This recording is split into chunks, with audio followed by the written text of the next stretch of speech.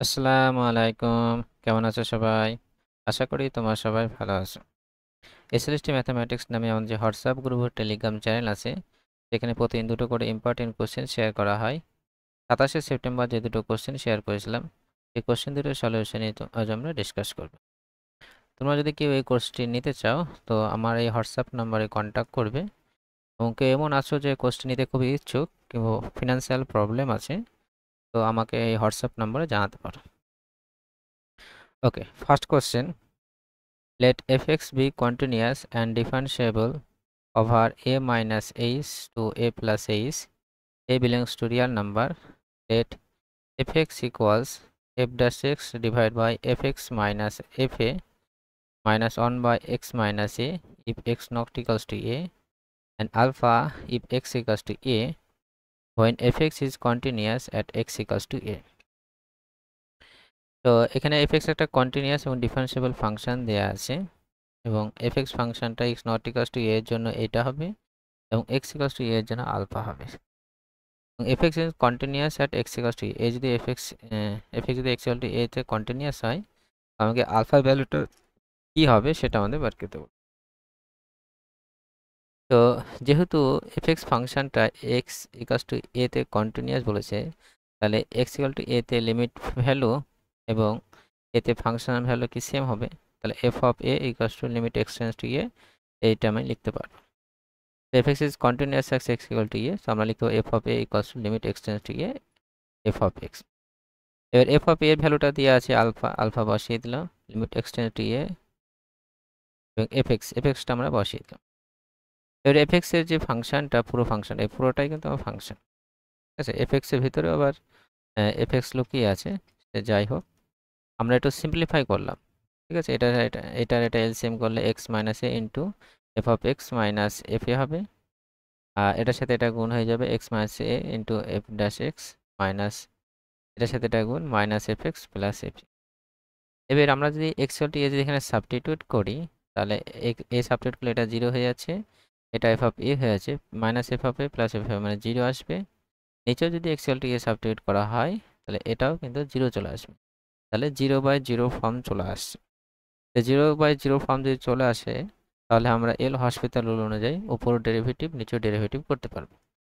তো আমরা উপরে ডেরিভেটিভ করলাম, তাহলে এটা রেখে এটা ডেরিভেটিভ মানে x minus a into f double dash x হয়ে যাবে, then plus f dash x into x minus এর ডেরিভেটিভ মানে 1 হয়ে যাবে, দেন এফ এক্স এর derivative minus f dash x plus 0, নিচেও ডেরিভেটিভ হবে।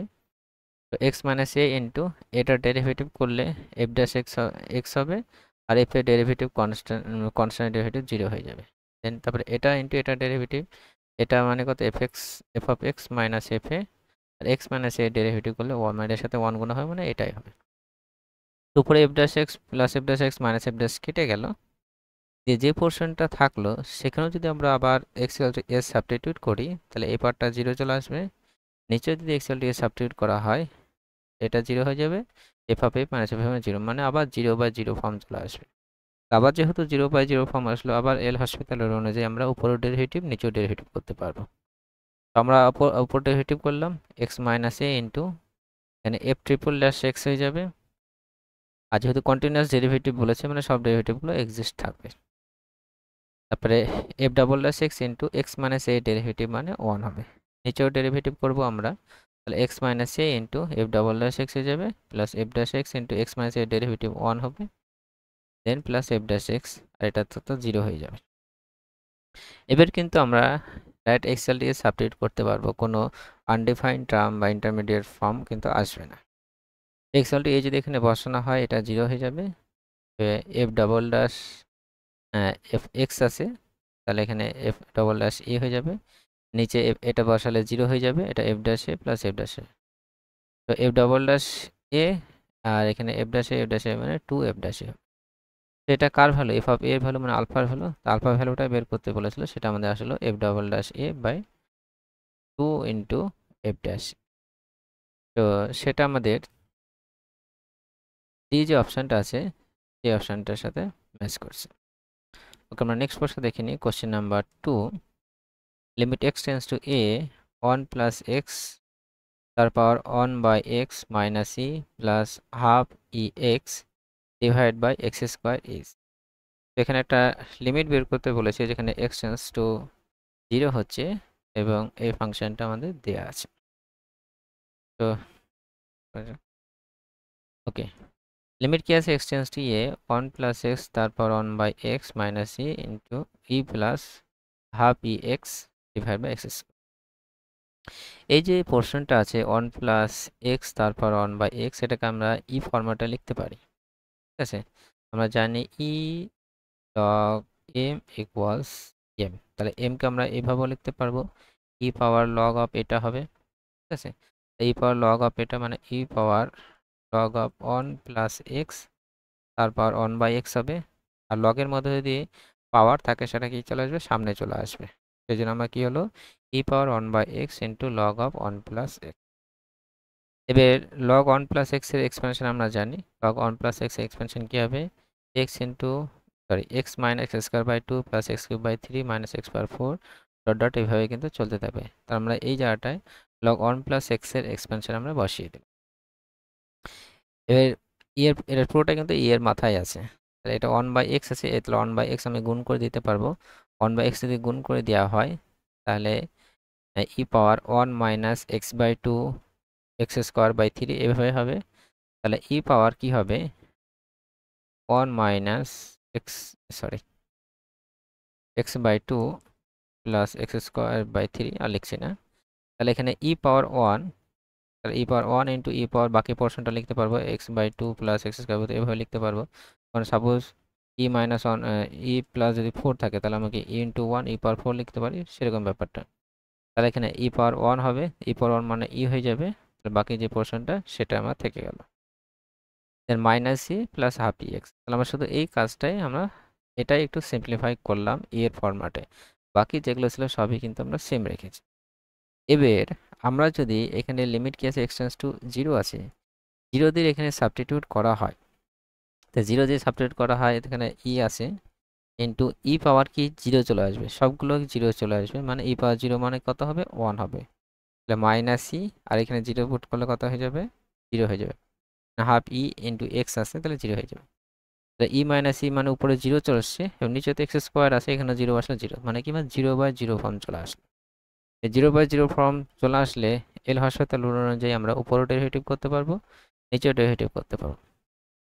এর আমরা উপরে ডেরিভেটিভ করছি, উপরে আমরা ডেরিভেটিভ, এটা কনস্ট্যান্ট থেকে গেল।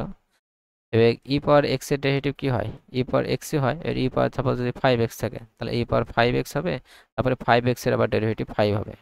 সেম টু সেম এখানে পাওয়ার সামথিং আছে, তাহলে প্রথমে পাওয়ার এক্স হয়ে যাবে, মানে পাওয়ার যা আছে পুরো টার্মটা হয়ে গেল, তারপরে গুণ হয়ে কি হবে এর ভিতরে যেটা ওই এর মাথায় যেটা আছে তার ডেরিভেটিভ, তো তার ডেরিভেটিভ করলে কত হবে, এক্স বাই 2 এর derivative half of minus half হবে, x square by 3 derivative 2x by 3 হবে, minus x cube by 4x minus x square by 4, তারপরের টার্মটা হবে 4x কিউব বাই 5, এভাবে পরপর চলতে থাকবে। এখানে এর ডেরিভেটিভ করলে 0 হয়ে যাবে, আর হাফ এক্স এর ডেরিভেটিভ করলে কত হবে, হাফ হয়ে যাবে, আর এখানে 2x এক্স স্কোয়ার ডেরিভেটিভ করলে 2x হবে। আবার যদি আমরা x ইকুয়াল টু 0 সাবস্টিটিউট করি, আমরা যদি লক্ষ্য করি কি আসছে, এটা এখানে 0 সাব করলে এটা মতো তে থেকে যাচ্ছে, 0 সাবস্টিটিউট এটা কি আমরা পাওয়ার 0 মানে 1 হয়ে যাবে, আর এখানে 0 সাব করলে এখান থেকে সবগুলো কি 0 হয়ে যাবে, বাকি তাহলে মাইনাস হাফ থাকবে, মাইনাস হাফ, আর এখানে কি আছে প্লাস হাফ আছে, প্লাস হাফ এটা মাইনাস হাফ হলো প্লাস হাফ মানে উপরে 0 চলে আসলো, আর নিচে এখানে যদি 0 বসানো হয় 0, তাহলে আবার কি আমার 0 বাই 0 ফর্ম চলে আসলো। তাহলে এল হসপিটাল রুল অনুযায়ী আবার আমরা ডেরিভেটিভ করতে পারবো, সেখানে আবার ডেরিভেটিভ করা হয়েছে। তো এখানে কিন্তু এটা তো কনস্ট্যান্ট, এটা এক্স রেটের টার্ম আছে একটা, এই পুরোটাকে আমরা আরটা এক্স রেটের টার্ম ভাবি, তাহলে কি এটা ইন্টু এটার ডেরিভেটিভ, তারপরে এটা ইন্টু এটার ডেরিভেটিভ করব, তাহলে প্রথমে এটা ইন্টু এটার ডেরিভেটিভ করা হয়েছে, তো এটা আমি রেখে দিলাম, এটা ডেরিভেটিভ করলে কি হবে, হাফের ডেরিভেটিভ 0 হবে, এটা ডেরিভেটিভ করলে 2/3 হবে, এটা ডেরিভেটিভ করলে minus 6x/4 12x square 5 dot dot dot, তারপরে এটা রেখে এটা ডেরিভেটিভ, তো এটা রেখে এটা আমি রেখে দিলাম কিপ সেম। আবার এটা ডেরিভেটিভ করলে কি হবে, এই পোর্শনটাই কিন্তু আবার হবে, ঠিক আছে না, আমরা তো করলাম এটা আমি ডেরিভেটিভ একবার করলাম, এটা আমি ডেরিভেটিভ করলে কি হচ্ছে এই পুরোটাই হচ্ছে, তাহলে এটা রেখে দিতে পারে, এটা ডেরিভেটিভ করা হয় এই পুরোটাই হবে, তাহলে এটা অ্যাকচুয়ালি হোল স্কয়ার হয়ে যাবে, সেটা না করলে হবে, আমরা ভেঙে ভেঙে করতে পারি। তাহলে এটা ডেরিভেটিভ করলে কি হবে, ই পাওয়ার সামথিং যেটা সেটা হয়ে যাবে, তার সাথে আবার এই পোর্শনটা পুরো গুণ হয়ে যাবে। কিংবা আমরা এখানে ডাইরেক্টলি হোল স্কোয়ারও বসিয়ে দিতে পারি এই পোর্শনটা না লিখে, ঠিক আছে। আর নিচে 2x এর ডেরিভেটিভ করলে কত হবে, 2 হবে। নেক্সট আমরা আবার এবার কিন্তু আমরা এক্স সাবস্টিটিউট করে দিতে পারবো x = 0। এর x = 0 দিয়ে সাবস্টিটিউট করা, এখানে ই থেকে গেল, এখানে 0 0 0 চলে আসবে, মানে ই পাওয়ার 0 মানে এখানে 1 আসবে। আর এটার সাথে গুণ আছে কত, এই পোর্শনটা। তাহলে এই পোর্শনে যদি 0 বসানো হয়, বাকি সবগুলোতে কিন্তু x রিলেটেড টার্ম থাকবে, তো সবগুলো 0 হয়ে যাবে, শুধু 2/3 থাকবে। তো 2/3 হয়ে গেল, প্লাস এখানে 0 বসালে বাকি সবগুলো 0 হয়ে যাবে, এখানে -1/2, তাহলে -1/2 থাকলো, এখানকার ইটা থাকলো। আর এখানে যদি 0 বসানো হয়, ই পাওয়ার 0 মানে 1 হয়ে যাবে, এখানে 1 লেখা হয়নি, 1 হলো। আর এই প্রশ্নে যদি 0 বসানো হয়, এখানে সবগুলো 0 হয়ে যাবে, মানে এই টার্মটা অ্যাকচুয়ালি আসবে এখানে, এখানে যখন ডেরিভেটিভ করব সবগুলো 0 হয়ে যাবে, শুধু হাফ -1/2 থাকতো -1/2। তো এটা 2e/3 হলো, আর এটা e/4 হবে। এটা যদি সিম্পলিফাই করা হয়, তাহলে 3 3 4 12, 12 নিচে আসলো, 4 2 8 + 3 হয় 80 + 3 হলো 12 × 2। তো ফাইনাল অ্যান্সার দাঁড়ালো 11/24 ইন্টু। আশা করি বোঝা গেছে। সো দেখে নিই কোন অপশনটা রাইট হচ্ছে। তো সেটা বি যে অপশনটা আছে, সেই অপশনটা রাইট হবে। আশা করি বোঝা গেছে। কোনো জায়গায় যদি বুঝতে অসুবিধা হয়, তোমরা অবশ্যই কমেন্ট সেকশনে জানাবে। Thank you for watching.